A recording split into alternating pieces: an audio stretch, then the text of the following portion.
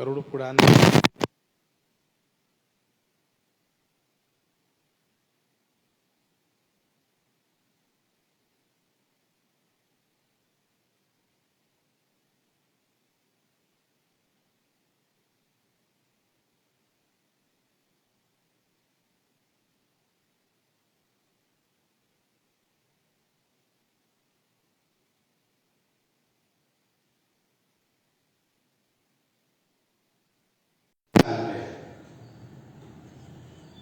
लेकिन भगवान शिव कृपा कर रहे हैं, इसलिए श्री काकभुसुंडी जी को पीड़ा नहीं होगी। तीनों के द्रोही थे। हरिजन द्विज देखे जरऊं करऊं विष्णु कर द्रोह। इसी से इन्हीं तीनों के सन्मुख होने का उपदेश भगवान शिव कर रहे हैं। हरितोषण व्रत द्विज सेवकाई, यह ब्राह्मण के सन्मुख करना है। अब जनी करेश विप्र अपमाना,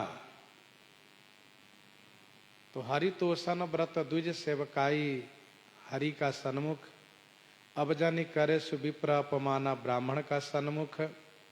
और जानेसु संत अनंत समाना से वैष्णव के सन्मुख करना है।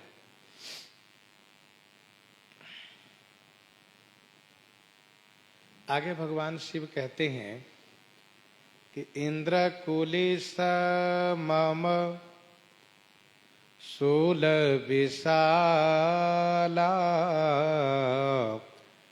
काल दंड हरिचक्र कराला। इंद्र कुलिस मम शूल विशाला काल दंड हरि चक्र कराला।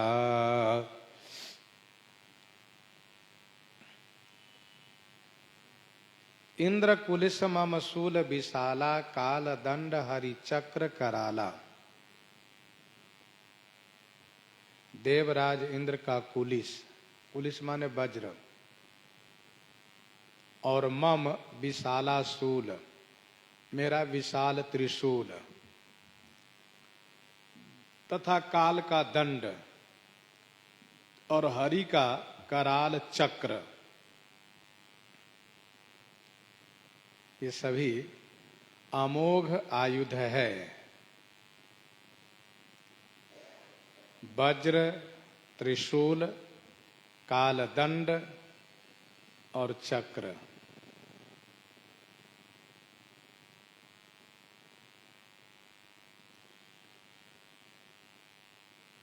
इंद्र कुलिस मम शूल विशाला काल दंड हरि चक्र कराला। श्रीमद् वाल्मीकि रामायण में ऐसा वर्णन है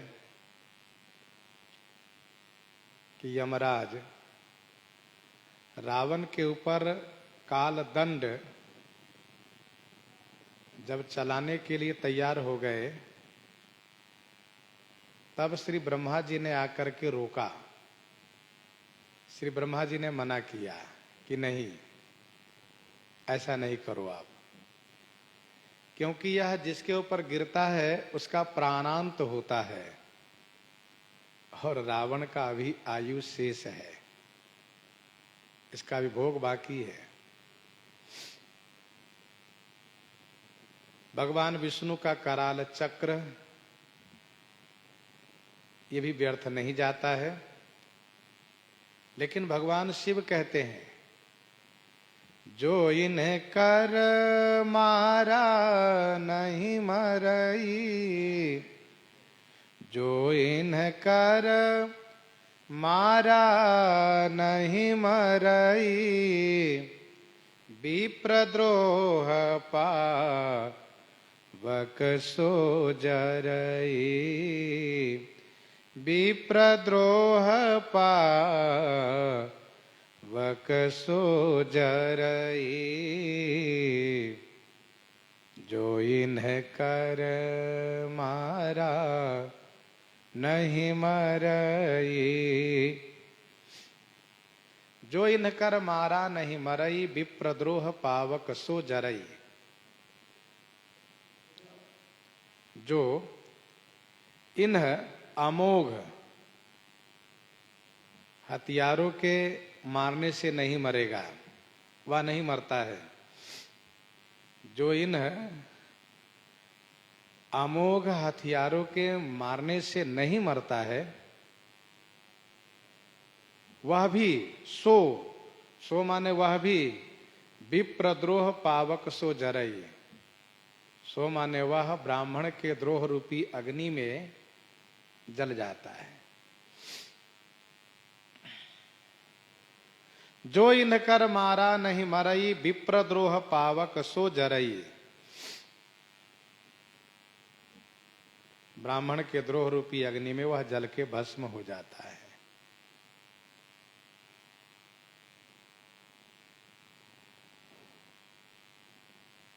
जो इन कर मारा नहीं मरई, नहीं मरता है।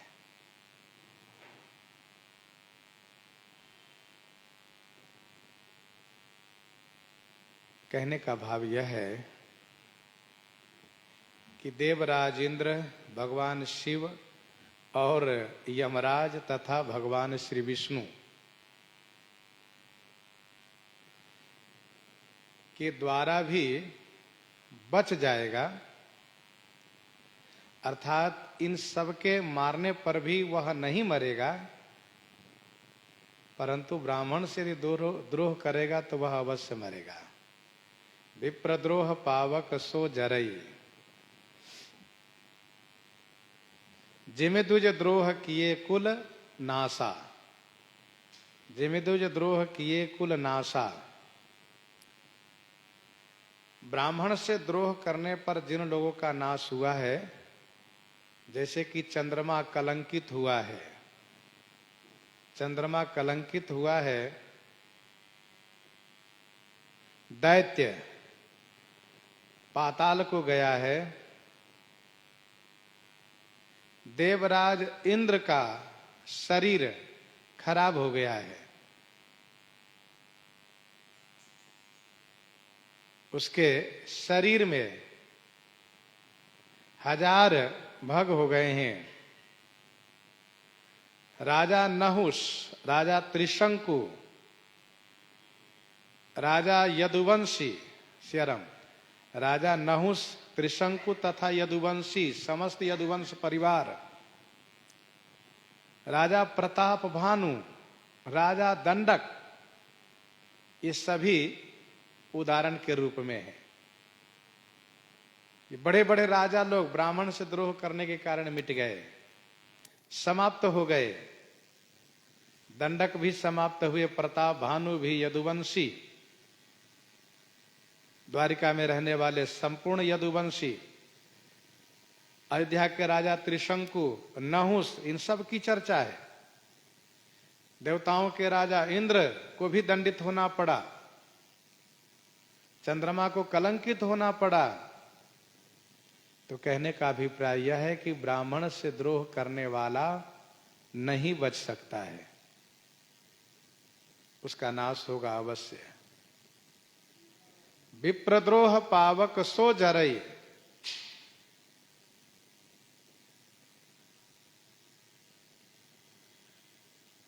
अस विवेक राखे हो मन माही, तुम कह जग दुर्लभ कछु नाही। अस विवेक राखे हो मन माही, तुम कह जग दुर्लभ कछु नाही। अस विवेक राखे हो मन माही। मन माही अस विवेक राखे हो। मनमाही माने मन में ऐसा विवेक रखना, ऐसा ज्ञान रखना। फिर तो तुम कह जग दुर्लभ कछु नाही। तुम कह माने तुम्हारे लिए जगत में कुछ भी दुर्लभ नहीं होगा। तुम कह जग दुर्लभ कछु नाही।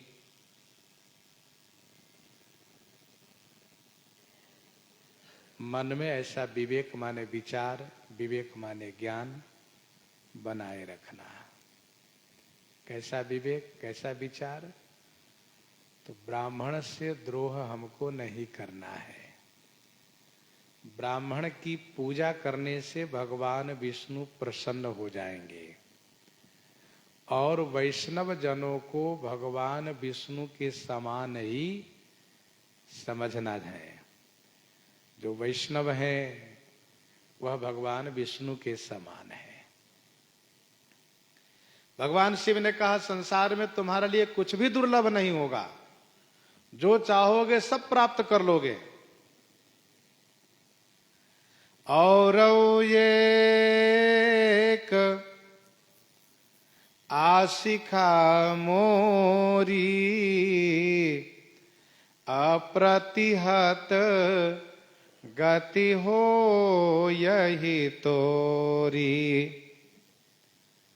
और एक आशिखा मोरी। औरव माने और भी, मोरी माने मेरा एक आशीर्वाद है। और भी मेरा एक आशीर्वाद है, मेरी आशिखा है।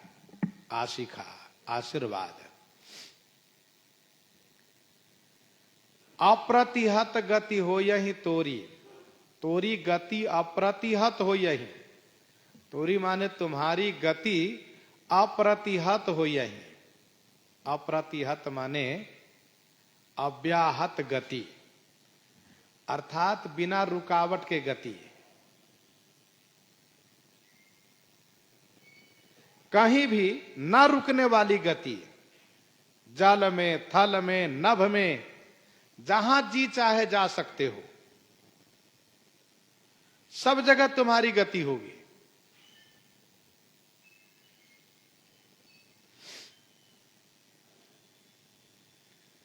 और एक आशिखा मोरी। यह है भगवान शिव की उदारता।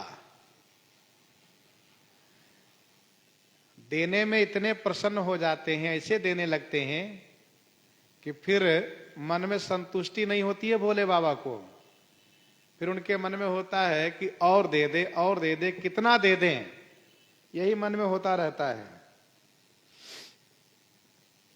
तभी तो श्री ब्रह्मा जी ने भगवती श्री पार्वती जी से कहा, विनय पत्रिका पद संख्या 5 में, विनय पत्रिका पद संख्या 5 में, बावरो रावरो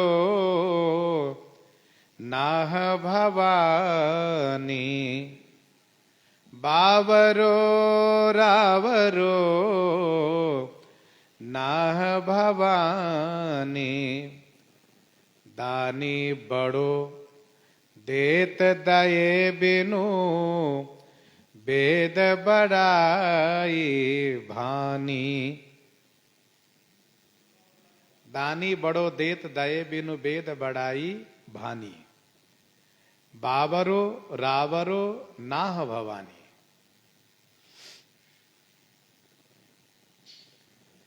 अर्थात हे भवानी, आपके स्वामी देने में बड़े बावले हैं।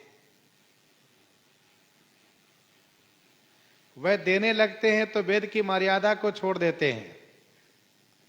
जिनके भाल में कुछ भी ना लिखा हो, ऐसे भिखारी गरीबों को लोकपाल बनाने लगते हैं। वरदान देते हैं, अमुक बन जाओ। अब उनका काम है केवल वरदान दे, तो व्यवस्था तो हमको करनी पड़ती है। तो उस पद में यह सब वर्णन है। भगवान शिव कितनी बड़ी कृपा की है। 10,000 में से 1,000 केवल जन्म लेना पड़ेगा, 9,000 माफ कर दिए। रौरव नरक में नहीं जाना पड़ेगा। इसके बाद श्री अयोध्या जी में जन्म हुआ था इस नाते से, और मेरी सेवा में तुमने मन लगाया, इसलिए आगे चल करके तुम श्री राम जी के प्रिय भक्त बनोगे और ब्राह्मण की सेवा करोगे, श्री हरि प्रसन्न हो जाएंगे। ब्राह्मण को कभी अपमान मत करना, वैष्णवों को भगवान के समान मानना, तथा डरवा भी दिए, भय दिखा दिए कि जो देवराज इंद्र और मेरे द्वारा तथा यमराज द्वारा और भगवान विष्णु द्वारा भी नहीं मरेगा, वह भी ब्राह्मण के क्रोध करने से अवश्य मर जाएगा। इसलिए ब्राह्मण से बच के रहना, फिर सब जगह तुम्हारा मंगल होगा। और फिर इसके बाद आशीर्वाद दिए कि तुम्हारी गति अव्याहत गति होगी, अर्थात जहां जी चाहे वहां जा सकते हो। तुम्हारी जहां इच्छा होगी वहां जा सकते हो। अव्याहत गति शंभु प्रसादा। और आगे कहते हैं, सुनि शिव वचन हरसि गुरु एवं स्तुति भाखि मोहि प्रबोधि गयौ गृह शंभु चरण उर राखी शंभु चरण उर राखी। सुनि शिव वचन हरसि गुरु एवं स्तुति भाखि।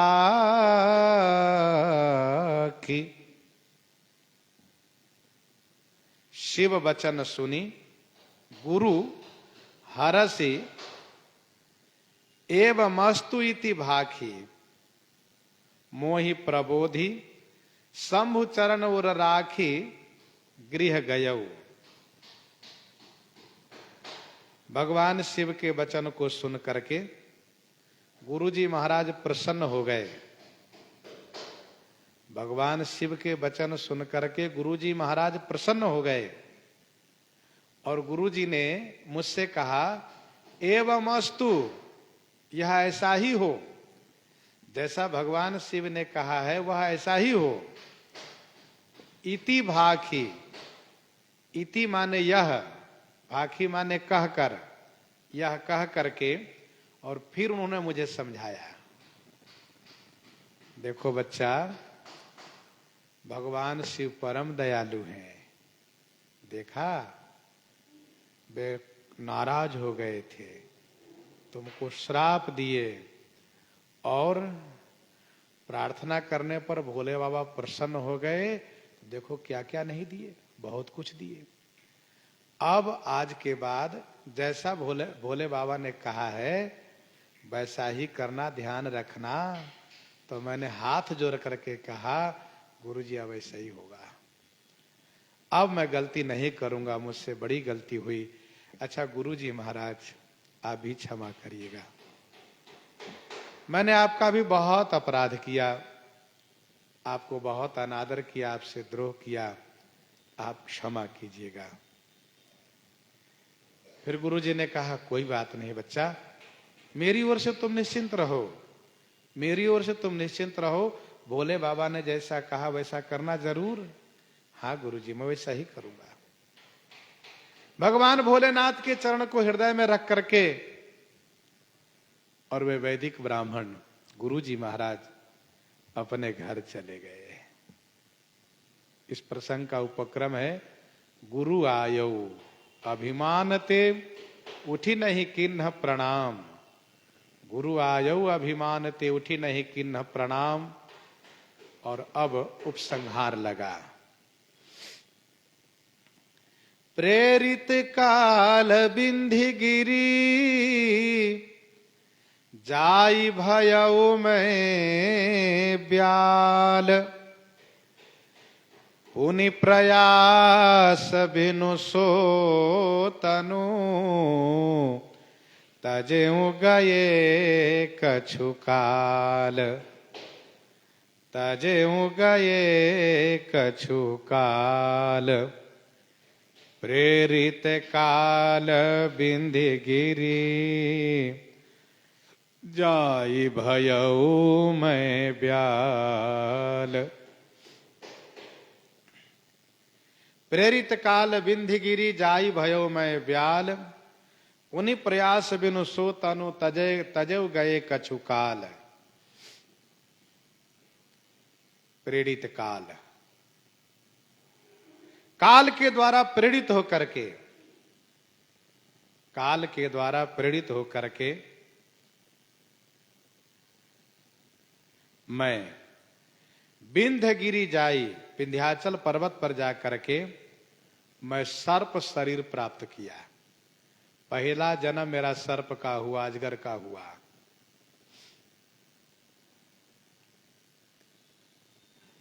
काल से प्रेरित होकर के विंध्याचल पर्वत पर जाकर के मैं सर्प बना। पुनि प्रयास बिनु सो तनु तजेऊ गए कछु काल। कछु काल गए बिनु प्रयास पुनि सो तनु तजेऊ। कछु काल गए माने कुछ काल बीतने पर, बिना परिश्रम के, पुनि माने पुनः, सो तनु तजेऊ उस शरीर को मैंने परित्याग कर दिया। उस शरीर को मैंने परित्याग कर दिया। तजेऊ गए कछु काल। भगवान शिव का आशीर्वाद था कि यही स्वल्पौ नहीं व्यापहि सोई, इसलिए मुझे कोई क्लेश नहीं सहना पड़ा, कष्ट नहीं हुआ। अर्थात थोड़े ही काल में मैं उस अजगर शरीर से मुक्त हो गया, उस शरीर को छोड़ दिया। और इसके बाद अब मेरा जन्म मरण क्रम जारी हुआ। जोई तनु धरऊं तजऊं पुनि, जोई तनु धरऊं तजऊं पुनि, अनायास हरि जान। जिमिनु तन पट पहिरई, नर परिहरई पुरान। जोई तनु धरऊं तजऊं पुनि, अनायास हरिजान। हे हरिजान, हे हरि के वाहन, जोई तनु धरऊं पुनि तजऊं। हे हरिजान, जोई तनु धरो माने जो शरीर में धारण करता था, पुनि माने फिर, अनायास माने सहज में उसको परित्याग भी कर देता था। अर्थात न मुझे जन्म लेने में कष्ट होता था, न मुझे मरने में। जिमिनु तन पट पहिरई, नर परिहरई पुरान। जिमि माने जैसे, नर माने मनुष्य। नूतन पट पहिरई, नूतन माने नया, पट माने वस्त्र पहनता है और पुराने वस्त्र को परित्याग कर देता है। जिमि नूतन पट पहिरई, नर परिहरई पुरान। जिमि माने जैसे मनुष्य नया कपड़ा पहनता है और पुराने को छोड़ देता है, परित्याग कर देता है, वैसे ही मैं पुराने शरीर को छोड़ देता था और नया शरीर को धारण कर लेता था।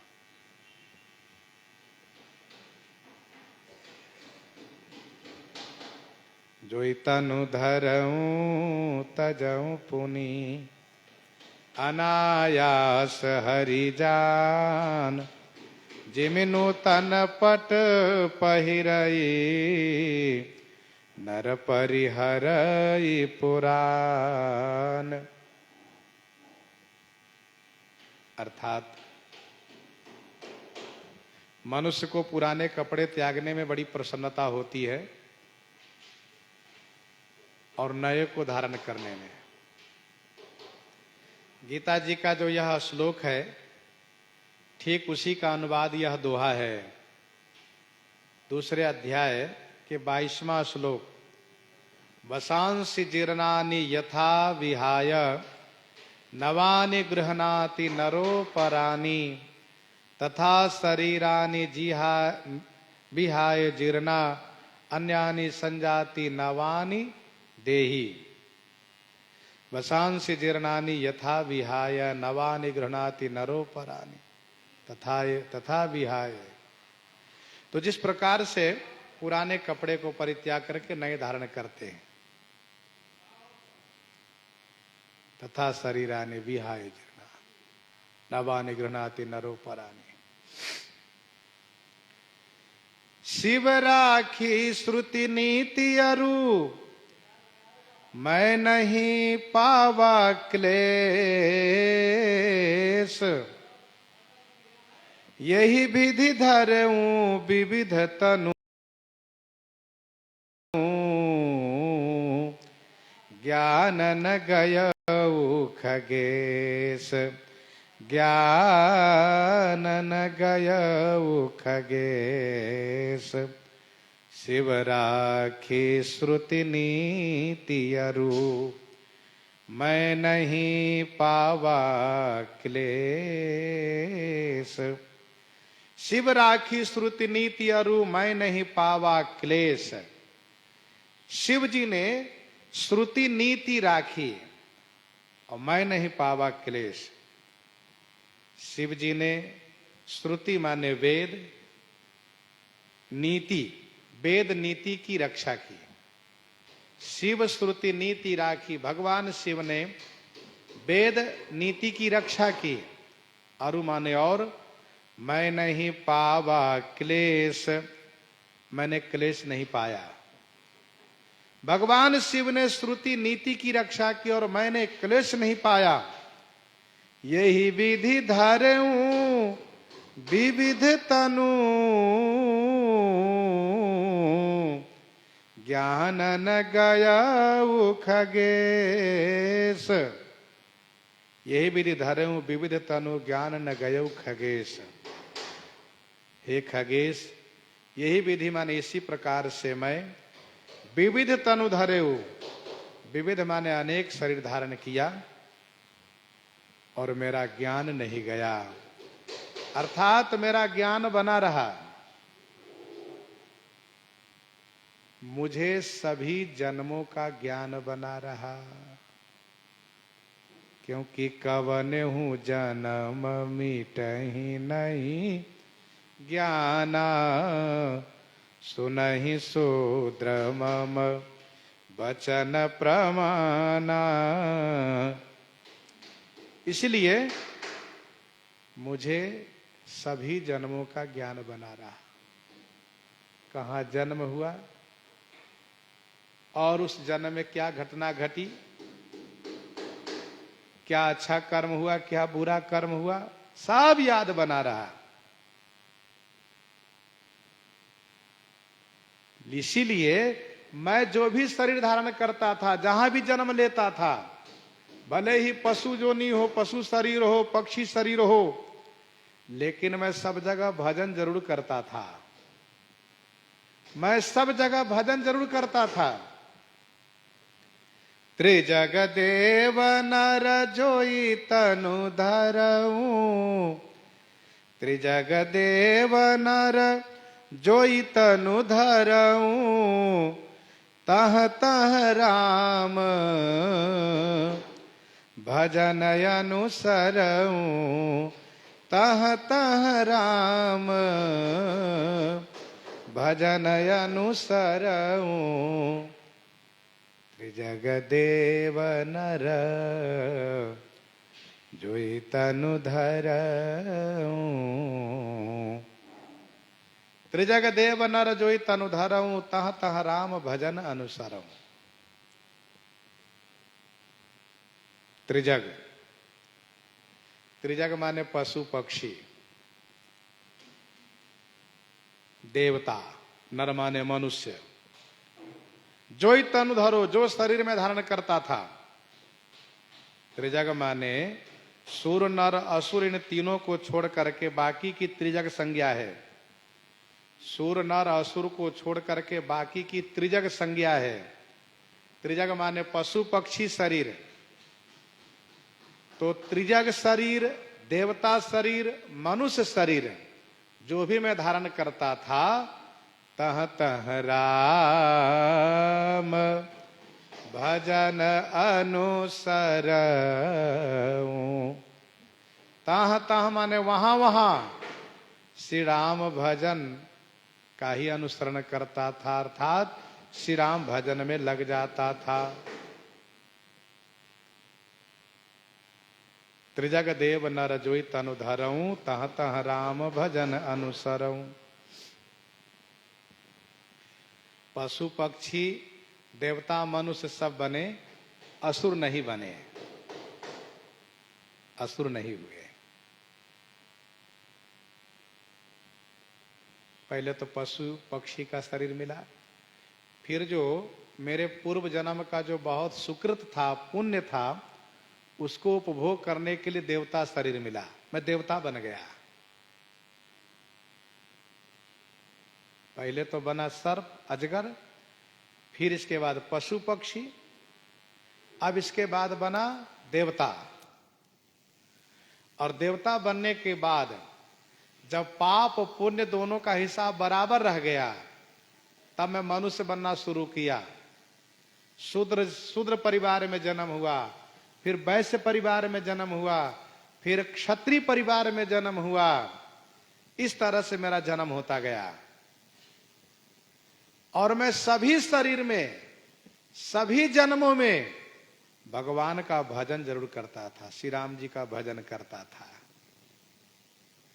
इसका मतलब यह है कि भजन करने का अधिकारी सभी शरीर है। भजन सभी शरीर से किया जा सकता है, पुरुष नपुंसक नारीवा, पुरुष नपुंसक नारीवा जीव चराचर कोई, पुरुष नपुंसक नारीवा जीव चराचर कोई, सर्व भाव भज कपट तजी मोहि परम प्रिय सोई। सर्व भाव भज कपट तजी मोहि परम प्रिय सोई, मुझे वह परम प्रिय है।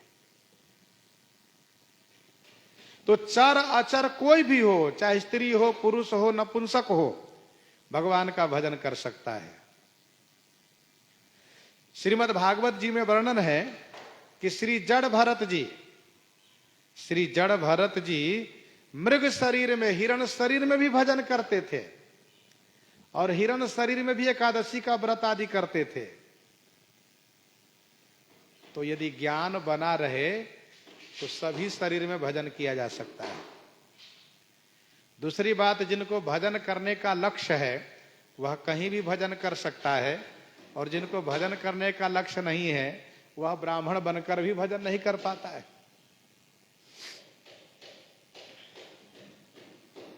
तह तह राम भजन अनुसरऊं, एक सोल मोहि बिसरन काऊ, एक सोल मोहि बिसरन काऊ, गुरु कर कोमल शील सुभाऊ, गुरु कर कोमल शील सुभाऊ, एक सूल मोहि बिसरन काऊ। मोहि एक सूल काऊ न बिसर, मोहि माने मुझे एक सूल कभी नहीं विस्मृत हुआ, कभी नहीं भूला। कौन सा सूल? यही कि गुरु कर कोमल शील स्वभाव। मेरे गुरु जी का स्वभाव बड़ा कोमल था, मेरे गुरु जी का स्वभाव बहुत कोमल था और बड़े शीलवान थे वे। उनका शील स्वभाव बड़ा कोमल था। अर्थात यह बात मुझे हमेशा कसकती रही, यह बात आज भी मेरे मन में है कि मेरे गुरुजी बड़े कोमलशील स्वभाव के थे। बताओ, मैंने उनका अपराध किया और वे मेरे लिए भगवान शिव से प्रार्थना किए। ऐसे हमारे गुरुजी।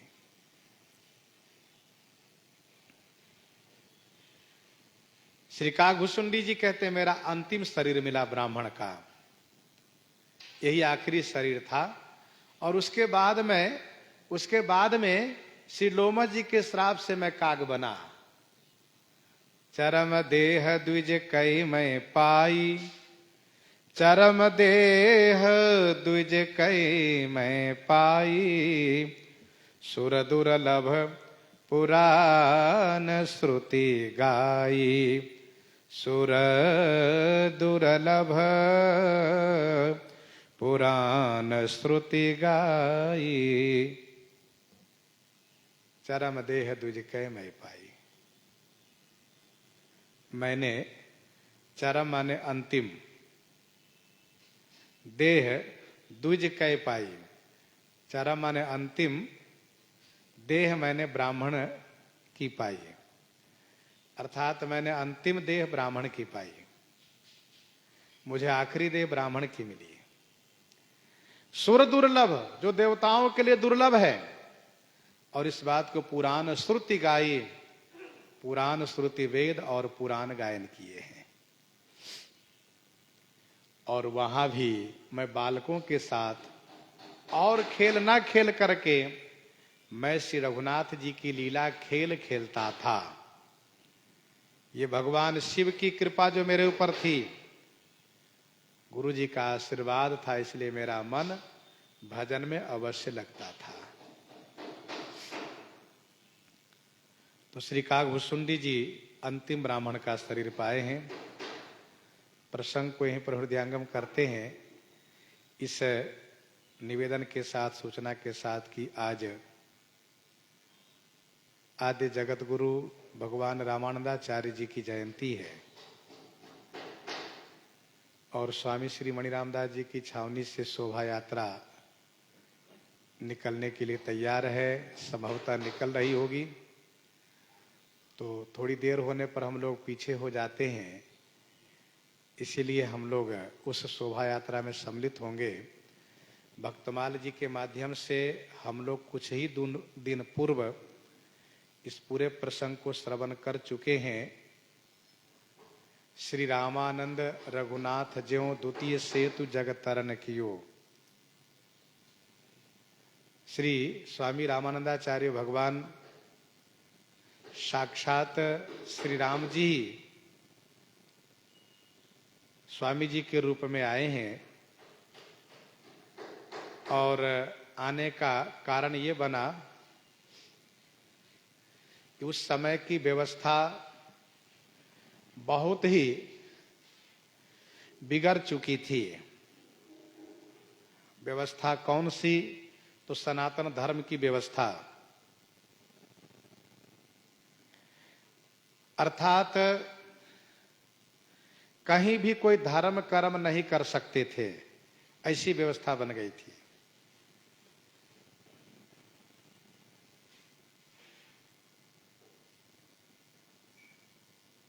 धर्म सुनिए नहीं काना, ऐसी व्यवस्था बन गई थी।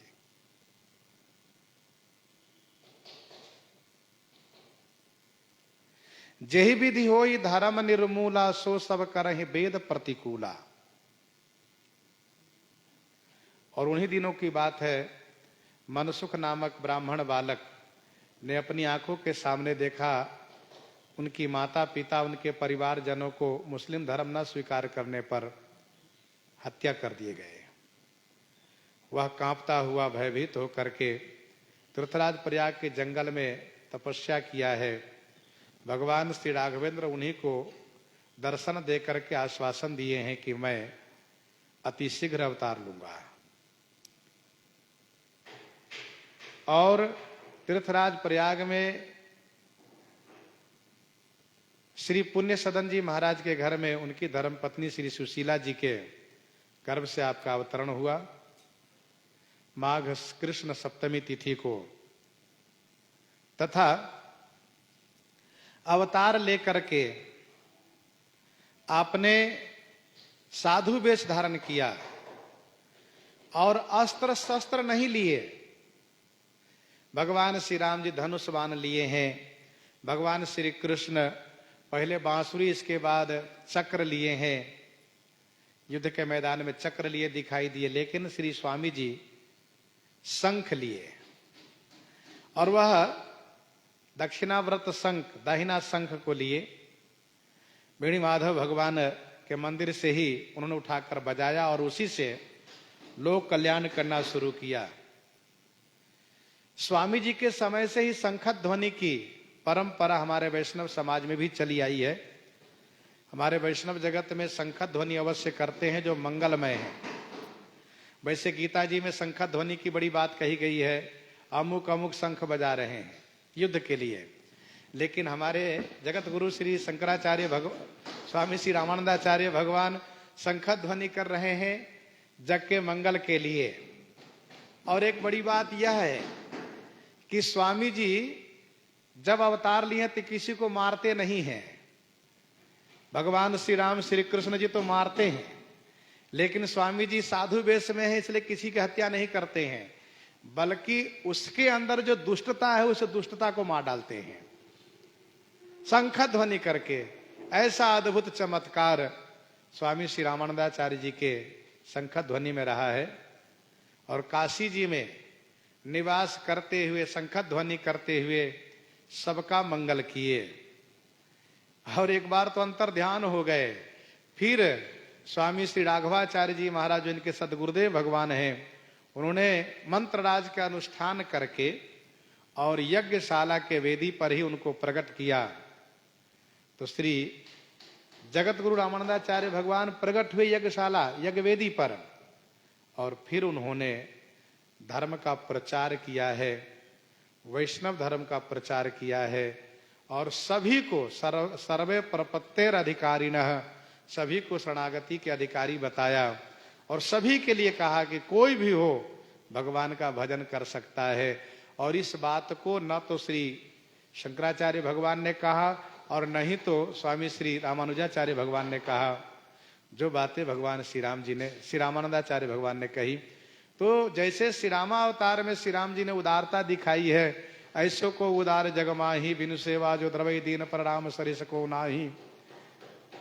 जो गति जोग विराग जतन करे नहीं पावत मुनि ज्ञानी, सो गति देत गिद्ध सबरी कहा प्रभु न बहुत जिए जानी।